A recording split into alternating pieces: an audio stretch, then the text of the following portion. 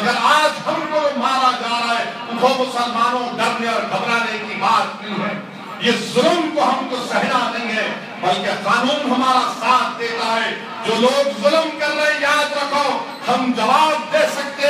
مگر ہم جمہوریت کا امتحان لے رہے ہیں کہ کیا جمہوریت میں انسان کی جان کی قیمت ہے یا پھر جانور کی جان کی قیمت ہے۔ میں آپ سے عرض کرنے آیا ہوں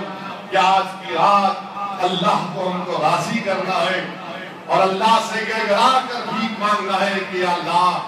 سرزمین ہندوستان وہ سرزمین ہے جہاں پر تیرے حبیب محمد مصطفیٰ صلی اللہ علیہ وسلم نے ارشاد فرمایا تھا کہ ہند سے مجھے ٹھنڈی ہوا آتی ہے، یا اللہ اس ملک میں ٹھنڈی فضاؤں کو دوبارہ جاری کر۔ پروردگار ہم پر ظلم اس لیے کیا جا رہا ہے کہ ہم تیرے حبیب محمد مصطفیٰ صلی اللہ علیہ وسلم کے امتی ہیں، یا اللہ ہم کو اس لیے مارا جا رہا ہے کہ ہم توحید کے قائل ہیں،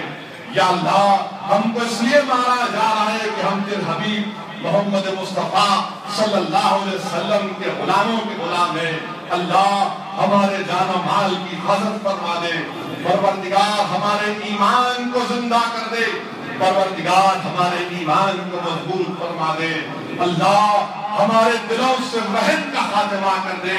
یا اللہ ہم کو سکرات موت اور عذاب قبر سے بچا لے، اللہ ہم کو سکرات موت اور عذاب قبر سے بچا لے، پروردگار ہمارے اعمال گندے ہیں، ہم پر جہنم واجب ہو گئی، اللہ تجھے تیری رحمت کا واسطہ، پروردگار تیرے پاس 70 ماؤں کی محبت ہے، تجھے رحمت للعالمین کا واسطہ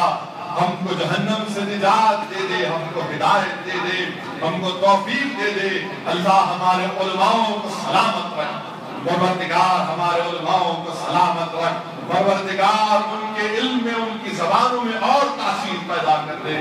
اللہ جس طرح ہم نے اس ماہ مبارک میں اس مسجدوں کو آباد کیا، پروردگار ہم سال کے آنے والے 11 مہینے میں اسی طرح تیرے گھر کو آباد رکھیں، اللہ ہم کو ہدایت دے، توفیق دے۔ میرے عزیز دوستوں اور بزرگوں، ڈرنے اور گھبرانے کی ضرورت نہیں ہے، شب قدر ہے، آپ اس گناہگار اسد الدین اویسی کے لیے